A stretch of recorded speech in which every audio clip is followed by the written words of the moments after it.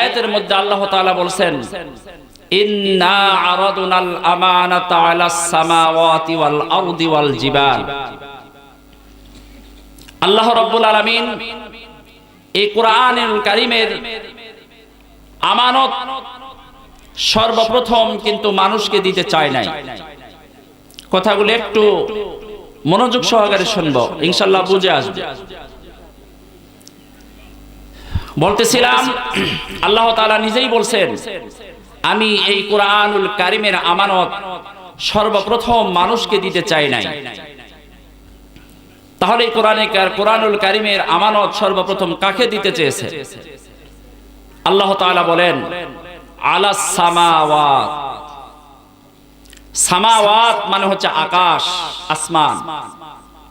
সর্বপ্রথম আল্লাহ রাব্বুল আলামিন এই কোরআনুল কারীমের আমানত আকাশকে দিতে চেয়েছেন। বলেন সুবহানাল্লাহ। সর্বপ্রথম কাকে দিয়ে চেয়েছেন? আকাশকে। ওয়াজ একটু মুখস্থ করা দরকার। শুধু শুনে যাবেন আর ভুলে যাবেন তা হবে না। মনে না থাকলে আমলের জজবা আসবে না। আসবে বলেন? এজন্য বয়ানকে আয়ত্তে নিতে হয়, মুখস্থ করতে হয়, মনে রাখতে হবে।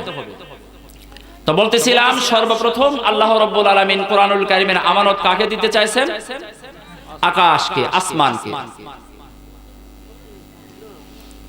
অর্থাৎ আল্লাহ রাব্বুল আলামিন আসমানকে বললেন, হে আসমান, তুমি এই কোরআনুল কারীমের আমানত গ্রহণ করো। আসমান বলল, না, আমি কোরআনে কারীমের আমানত গ্রহণ করতে পারবো না। আল্লাহ রাব্বুল আলামিন আসমানকে কোরআন দিতে চাইলেন, নিল না। এবার আল্লাহ তাআলা বললেন আলাস সামাওয়াতি ওয়াল আরদ। আরদ মানে হচ্ছে জমিন। আল্লাহ তাআলা জমিনকে বললেন, হে জমিন, তুমি কোরআন নাও। জমিনে বলল, না, আমি কোরআনের আমানত নিতে পারবো না।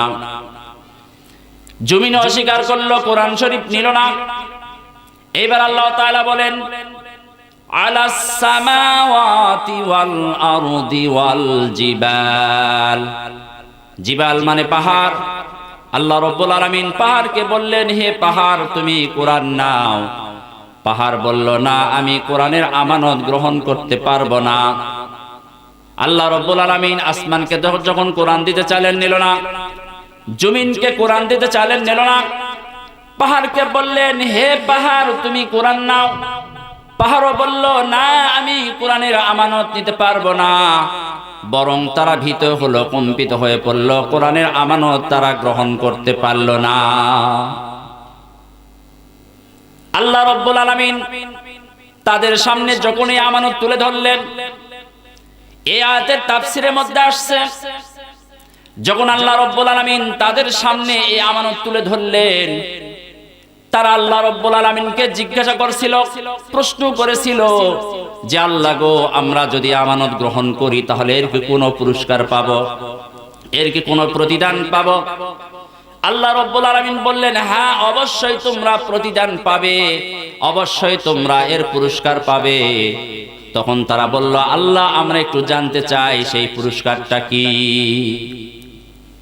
আল্লাহ রাব্বুল আলামিন তখন বললেন, যেই ব্যক্তি এই আমানত গ্রহণ করবে, এই আমানত গ্রহণ করার পরে এই আমানতের মধ্যে যা আছে তদ অনুযায়ী আমল করবে, যা নিষেধ করছে তা বাদ দিয়ে চলবে, যা হুকুম করছে তা মেনে নিবে, যা নিষেধ করছে তা বাদ দিয়ে চলবে, তার জন্য আমি আল্লাহ রাব্বুল আলামিন চিরদিনের শান্তির জায়গা জান্নাত তৈরি করে রাখছি, তাকে জান্নাত দান করব। বলেন সুবহানাল্লাহ। এক কথায়, যদি আমি আপনি এই কোরআনুল কারীমের আমানত গ্রহণ করতে পারি, তাহলে আমার আপনার ঠিকানা কোথায়? জান্নাত। আর যদি গ্রহণ করতে না পারি, এই বিষয়ে আসমান, জমিন এবং পাহাড় আল্লাহ রাব্বুল আলামিনকে প্রশ্ন করলেন, জিজ্ঞাসা করলেন, আল্লাহ গো, যদি আমরা এই আমানত গ্রহণ করার পরে এই আমানত যা বলছে তদ অনুযায়ী যদি চলতে না পারি, আমরা যদি তা মেনে নিতে না পারি, আমল করতে না পারি, তাহলে কি হবে?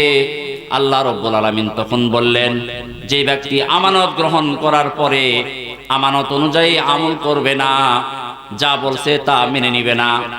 কোরআন বলছে নামাজ পড়তে হবে, নামাজ পড়বে না। কোরআন বলছে সুদ খাওয়া হবে না, সুদ খাবে। কোরআন বলছে জেনা করা যাবে না, জেনা করবে। কোরআন বলছে যে ইলম শিক্ষা করা ফরজ, তোমরা ইলম শিক্ষা করো, ইলম শিক্ষা করবে না। কোরআন বলছে তোমরা যাকাত দাও, যাকাত দিবে না। কোরআন যা বলছে তার বিপরীত ভাবে চলবে। আল্লাহ রাব্বুল আলামিন তখন বললেন যে তাদের জন্য আমি আল্লাহ শাস্তি দেওয়ার জন্য জাহান্নাম তৈরি করে রাখছি, তাদেরকে আমি আল্লাহ শাস্তি দেওয়ার জন্য জাহান্নামে নিক্ষেপ করব। বলেন নাউজুবিল্লাহ। এক কথা এখান থেকে আমরা পরিষ্কার বুঝতে পারলাম এই আয়াত থেকে এবং তাফসীরের ব্যাখ্যা অনুযায়ী যে আমরা যদি কোরআনুল কারীমকে মেনে নিতে পারি, এই কোরআনুল কারীম অনুযায়ী আমরা জীবন নিজের 3.5 হাত বড়িকে পরিচালনা করতে পারি, তাহলে আমার আপনার ঠিকানা হবে জান্নাত। আর যদি আমল করতে না পারি তাহলে আমার আপনার ঠিকানা হবে কোথায়? জাহান্নাম। আমরা কেউ কি জাহান্নাম চাই? তো বলতেছিলাম আসমান জমিন এবং পাহাড় যখন এই কথা শুনলেন তখন তারা বলল, আল্লাহ গো, আমরা জান্নাতও চাই না, জাহান্নামও চাই না, কারণ জাহান্নামের শাস্তি ভোগ করার মতো আমরা শক্তি রাখি না, তাই আমরা জান্নাতও চাই না, জাহান্নামও চাই না, তাই আমরা আপনার আমানতকে গ্রহণ করতে পারবো না। তাই তারা ভীত হলো, কম্পিত হয়ে পড়লো, তারা কোরআন শরীফ গ্রহণ করলেন না। কোরআন শরীফকে গ্রহণ করলো। তাহলে আল্লাহ রাব্বুল আলামিন তখন ওয়া হামালাহাল ইনসান, আল্লাহ বলছেন, আল্লাহ রাব্বুল আলামিন বলেন ওয়া হামালাহাল ইনসান। ইনসান মানে মানুষ। আল্লাহ রাব্বুল আলামিন মানুষের সামনে এই কোরআনুল কারীমের আমানত তুলে ধরলেন। তখন মানুষ কি করলেন? এই কোরআনুল কারীমের আমানত বিনা প্রশ্নেই কি বলেন, বিনা প্রশ্নেই এই কোরআনুল কারীমের আমানত গ্রহণ করলেন। চিৎকার দিয়ে বলেন সুবহানাল্লাহ। আল্লাহ রাব্বুল আলামিন বলেন ইন্নাহু কানা যালুমান জাহুলা, যে আল্লাহর জান্নাতে যাবে সে এই কোরআনুল কারীমের আমানত গ্রহণ করলো। চিৎকার দিয়ে বলেন সুবহানাল্লাহ।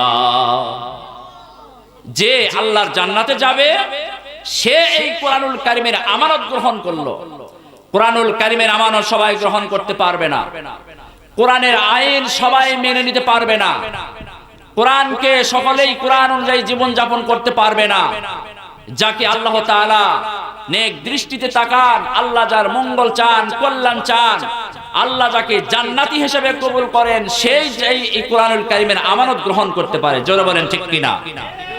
এই জন্য বলতেছিলাম এই কোরআনুল কারীমের আমানত আমাদেরকে গ্রহণ করতে হবে। কোরআন কি বলছে তদ অনুযায়ী আমাদের জীবনকে পরিচালনা করতে হবে।